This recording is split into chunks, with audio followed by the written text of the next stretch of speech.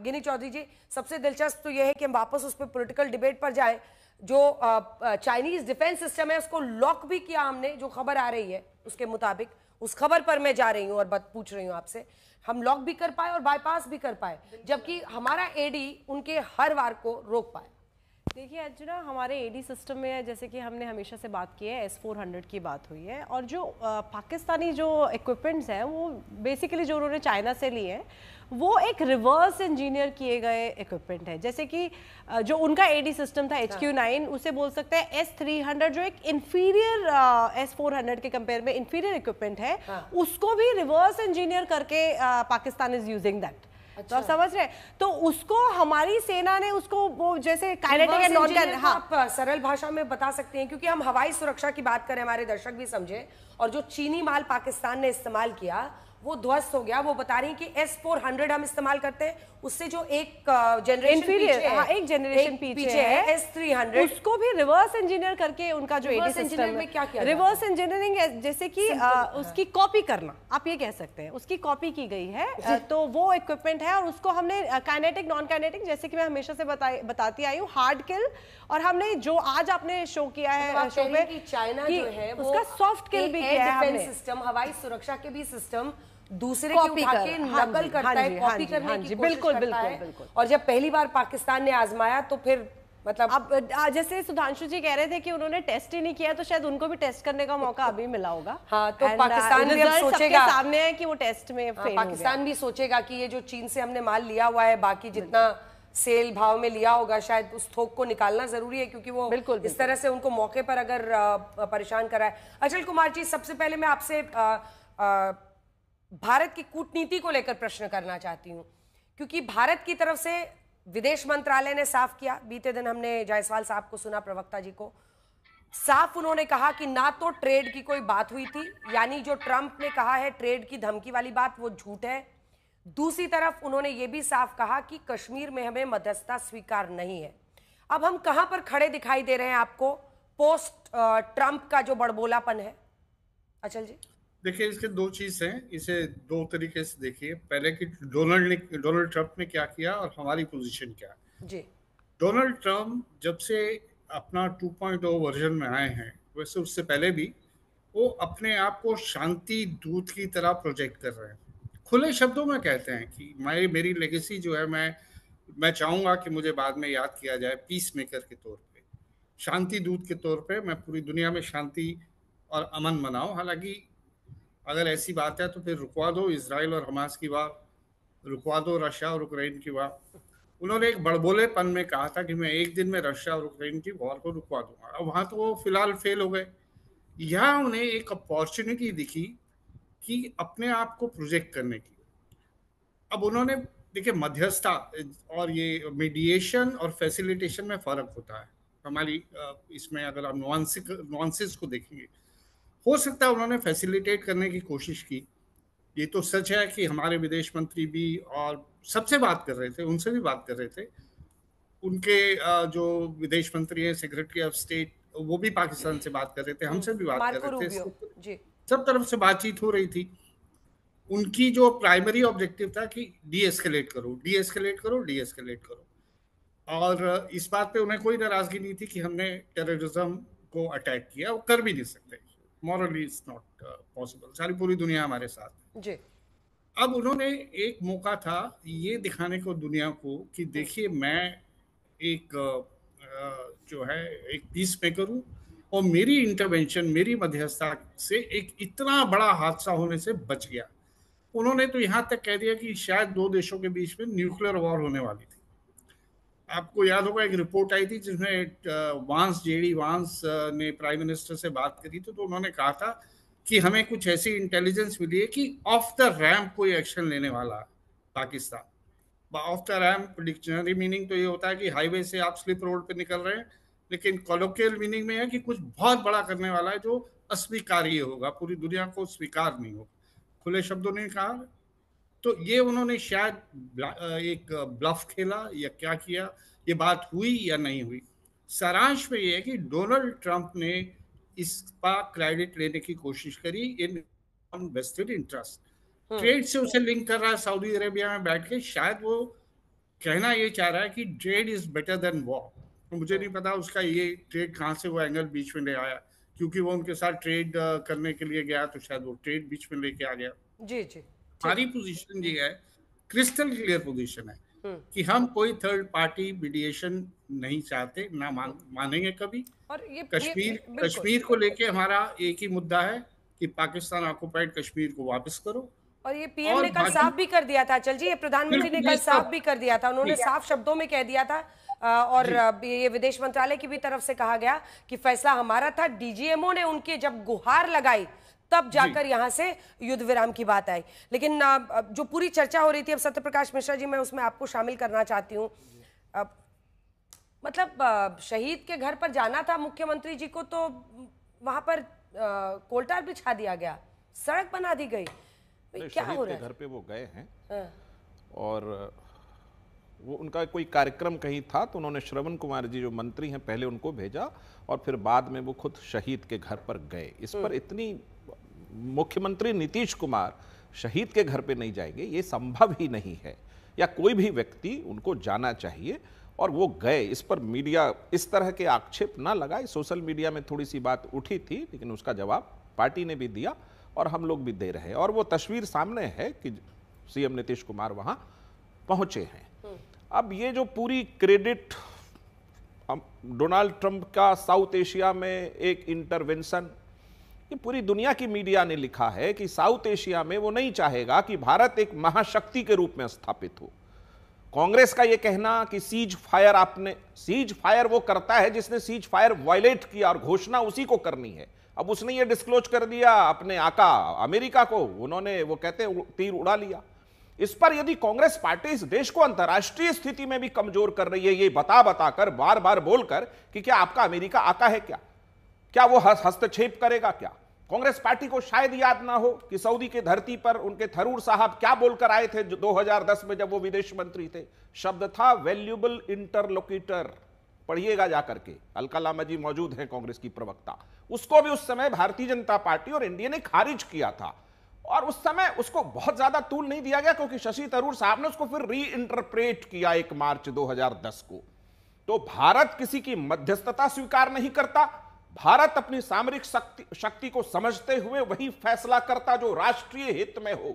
वो राष्ट्रीय हित का फैसला था। अगर कोई विरोधी देश जिसने सीज फायर का एक मंशा जताया, जिसने वायलेट किया सीज फायर को, हमने तो आतंकी ठिकाने उड़ाए थे, हमने कहा कि आपके सैन्य ठिकाने उड़ाने वाले हैं, आपने सीज फायर बार बार वायलेट किया, हमने उसका माकूल जवाब दिया।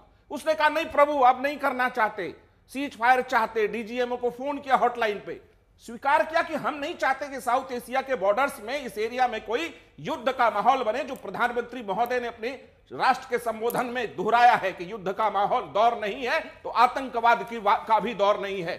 रहा सवाल पीओके पर, उस पर सभी पार्टियों की एक ही स्थिति है कि हमें उसको वापस लेना है, उसकी स्ट्रैटेजी तय होगी। भारत अलग अलग फ्रंट पर अलग अलग तरीके से चुनौतियों का सामना लगातार कर रहा है, और ये पूरी समस्या का जन्मदाता कौन है इस देश में? नहीं जाना चाहते कांग्रेस जी, उस विवाद में बिल्कुल नहीं जाना चाहते। आपके राहुल गांधी जी ने स्पष्ट कहा, सभी पार्टियों ने कहा, सरकार के हर निर्णय के साथ खड़े रहेंगे। तेजस्वी जी तो कह रहे पाकिस्तान में तिरंगा यात्रा निकालिए, तिरंगा यात्रा की तस्वीरें दिखाइए। तो निर्णय सरकार ने लिया, आपको खड़े रहना चाहिए, तो आप नींबू मिर्ची बांधकर घूमने लगे। एक नींबू मिर्ची मैं कहता हूं राहुल जी के भी गले में बांध दीजिए, बहुत अच्छे लगेंगे राहुल जी। थोड़ा आपको लग रहा था रफाल काम नहीं कर रहा, मुझे तो लग रहा है राहुल जी काम नहीं कर रहे। नींबू मिर्ची पूरा कांग्रेस पार्टी अपने गले में बांधकर घूमे, क्योंकि राष्ट्रीय हित में कांग्रेस पार्टी कोई काम नहीं कर रही है, राजनीति अलग कर रही है और झूठ का कहते हैं साथ देंगे। ये कैसा साथ है तुम्हारा कि दिखते भी नहीं हो साथ और रहते खिलाफ हो? तो मैं हाथ जोड़ के विनम्र प्रार्थना करता हूं, ये भारत की सामरिक शक्ति और उसके अंतर्राष्ट्रीय स्थिति की बात है। कांग्रेस या तमाम विपक्षी दल एक साथ खड़े हो, नवल किशोर जी एक बार इसका अलका जी जवाब देना चाह रहे हैं, एक बार अलका जी जवाब देना चाह रही हैं, क्योंकि कांग्रेस पार्टी पर सीधा हमला है। 2 लाइन का बस, उसके ऐसे मैं आ रही हूँ नवल जी, आ रही हूँ आप ही के पास। अंजना जी, मुझे लगता है आपको सुधांशु जी को बुलाने की जरूरत है, उससे अच्छे भाजपा के प्रवक्ता का काम ये कर रहे हैं। लड़ाई सारा समय कांग्रेस और राहुल गांधी जी से लड़ी है। देश के प्रवक्ता है, पाकिस्तान से कोई राजनीतिक दल नहीं मेरा, मैं देश का नागरिक, मैं देश का प्रवक्ता। जब धोखा देने पर उतर आई है, डोनाल्ड ट्रंप कोई सड़क पर चलता हुआ आदमी नहीं है, अमेरिका का राष्ट्रपति है। अब की बार ट्रंप सरकार किसने कहा? कौन गल भैया करके आया ट्रम्प से? आज वही ठीक है। ट्रम्प देश और विदेश में चलिए, घूम नवल घूम किशोर कर जी, इस नवल बात किशोर को जी, कह अब रहे हैं। तो प्रधानमंत्री नरेंद्र मोदी सामने जी संसद का सत्र बुलाकर देश को बता दीजिए ना, पूरे देश क्यों से नहीं एक कहा आवाज डोनाल्ड जानी ट्रम्प चाहिए ना की- नवल किशोर जी, पूरे देश से एक आवाज है। Please Alka ji, please wait, अभी तक नवल जी से आधा घंटा निकल चुका है। नवल जी, पूरे देश से एक आवाज जानी चाहिए ऐसे वक्त पर। ऐसा नहीं कि अब मतलब खत्म हुआ और इधर सियासत का सीज फायर भी खत्म हो गया, सब मतलब मैदान में कूद पड़े हैं। आपको नहीं लगता है कि अभी पूरे देश से कुछ दिन कम से कम एक आवाज जानी चाहिए? पाकिस्तान, आप देखिए ना, मैं आपको कुछ नंबर्स दिखाती हूँ नवल जी। पूरे देश से एक आवाज जा रही है, लोग अपने तुर्की और अजरबैजान के ट्रिप्स कैंसिल कर रहे हैं सिर्फ दिखाने के लिए कि हम फौज के साथ हैं। जिन हथियारों से वो हमारी फौज पर हमला कर रहे हैं, पाक का साथ देने वाले मुल्कों को भुगतना पड़ेगा। पाक का समर्थन करने से कैसे तुर्की से लेकर अजरबैजान, इन तमाम देशों को नुकसान हो रहा है। 2024 में तुर्की से भारत ने करीब 88,000 करोड़ का व्यापार किया, जबकि अजरबैजान से 23 में 12,000 करोड़ का। 2024 में तुर्की में 3,30,000 भारतीय पर्यटक गए टूरिस्ट, अजरबैजान में 2,43,000 गए। भारतीय पर्यटकों ने 2,745 करोड़ रुपए तुर्की में खर्च किए, जबकि 2,662 करोड़ रुपए अजरबैजान में खर्च किए। औसतन एक पर्यटक ने तुर्की में लगभग 83,000 रुपीज, 83,000 रुपए, अजरबैजान में 1,08,000 रुपए खर्च किए। अब देखिए 2023 के मुकाबले अगर आप देखिए तो 2024 में तुर्की जाने वाले भारतीय पर्यटक करीब 21% ज्यादा थे। अजरबैजान जाने वालों की संख्या 108% ज्यादा थी। लेकिन अब देखिए तुर्की जाने वाले जो पर्यटक हैं उनमें गिरावट आ रही है। भारतीय पर्यटकों का गुस्सा ऐसा है, 30% जाने वाले पर्यटकों ने, और ये सिर्फ 1-2 दिन में हुआ है। अभी तो कल परसों ही प्रेस कॉन्फ्रेंस में कहा गया था कि तुर्की वाले ड्रोन थे और चाइनीज माल था। अगर देश की जनता इतना कंट्रीब्यूट कर सकती है तो फिर सारे पॉलिटिकल पार्टीज कुछ दिन तक एक आवाज में क्यों नहीं बोल सकते? नवल जी। नहीं अंजना जी, बिल्कुल आपने जो बात कही, और मैं एक बात और कह देता हूं कि आपके शो पे इंतजार करना मेरी आदत बन गई है और इंतजार करवाना अच्छा, सॉरी, फितरत बन गया। सॉरी, कोई मुझे गुरेज नहीं है, कोई गुरेज नहीं है। आपकी मर्जी है, आप कहती भी हैं कि आपका शो है, आप अपने हिसाब से मौका देती हैं। लेकिन मैं 2 बात कहना चाहता हूं इसमें। पहली बात तो ये कि सेना के शौर्य पर, भारत के सैनिक ताकत पर और भारत के विदेश नीति पर इस देश में 2 राय हो ही नहीं सकते। ये आज से नहीं, 1947 से यह धारणा बनी हुई है और बनी रहेगी। जब तक यह देश रहेगा तब तक रहेगा। सवाल ये है कि आपने डिबेट तो बिल्कुल शुरू किया जहाँ पे डिबेट होना चाहिए कि आखिर तिरंगा यात्रा भारतीय जनता पार्टी को यह लाने की जरूरत क्यों पड़ी? क्या वह सेना का हौसला बढ़ाना चाहती है? सेना का हौसला जब बढ़ाना चाहते थे तब पक्ष विपक्ष एक था, यह पूरा देश जानता है और बिहार भी जानता था। उस दिन वो सर्वदलीय बैठक को छोड़कर बिहार में वह एक रैली कर रहे थे, ये पूरा देश जानता है। बिहार का चुनाव इस साल में है, ये पूरा देश जानता है। तिरंगा यात्रा के डीएनए में देखा जाए तो बिहार चुनाव है, ये पूरा देश जानता है। इस पर चर्चा नहीं करेंगे, कोई बात नहीं। लेकिन ये ताबूत घोटालेबाज लोग, जो लोग सैनिक को रिसीव नहीं करते हैं, ये बिहार में पहला मौका नहीं था। बिहार का मंत्री भी कहता था एनडीए वाला कि सैनिक में भर्ती ही होता है मरने के लिए, इसमें कौन सी नई बात है? ये पहली बात नहीं कहा। जहाँ तक संवेदनशीलता की बात है, विपक्ष पूरी तरह से सेना के साथ है। आप कह रहे हैं इस्तीफा की बात, इस देश में 26/11 के बाद गृहमंत्री ने इस्तीफा दिया था। यहाँ पुलवामा हो गया, पहलगांव हो गया, कोई इस्तीफा दिया क्या? इतने रेल घटनाएं घटित हुई, कितने लोग मारे गए, कोई रेल मंत्री इस्तीफा दिया क्या? इतने 1000 किसान मारे गए इस एक आंदोलन में, कोई किसान मंत्री जो है कृषि मंत्री इस्तीफा दिया क्या? ये बात सिर्फ कहने के लिए भारतीय जनता पार्टी सिर्फ यही अवसर पे प्रयोग करती है, लोगों को भुलवाने का, भटकाने का और अपने पक्ष में एक नैरेटिव गढ़ने का, जिसमें बहुत हद तक मीडिया भी साथ देता है। सवाल पूछना विपक्ष का काम है। हम तो कह रहे थे कि संसद का विशेष सत्र बुलाने का मांग राष्ट्रीय जनता दल ने किया था। ये पहली बार तो ये मांग थी नहीं, 1960 के दशक में ही मांग किया था और हुआ भी था, करना चाहिए था। बात करने के जो फोरम है, जो मंच है, अगर वहां पे हमें अवसर नहीं मिलेगा और आप बड़ी बड़ी बात करेंगे, रफू करने के चक्कर में आप दिखाना चाहते हैं कि हम 56 इंच का सीना है, सब कोई जान चुका है कि 56 इंच का सच्चाई क्या है, सब कोई जान चुका है। जिसको आप सच कहते हैं। सुधांशु जी जल्दी से इसका जवाब दीजिए, जितने प्रश्न उन्होंने पूछे जवाब दीजिए।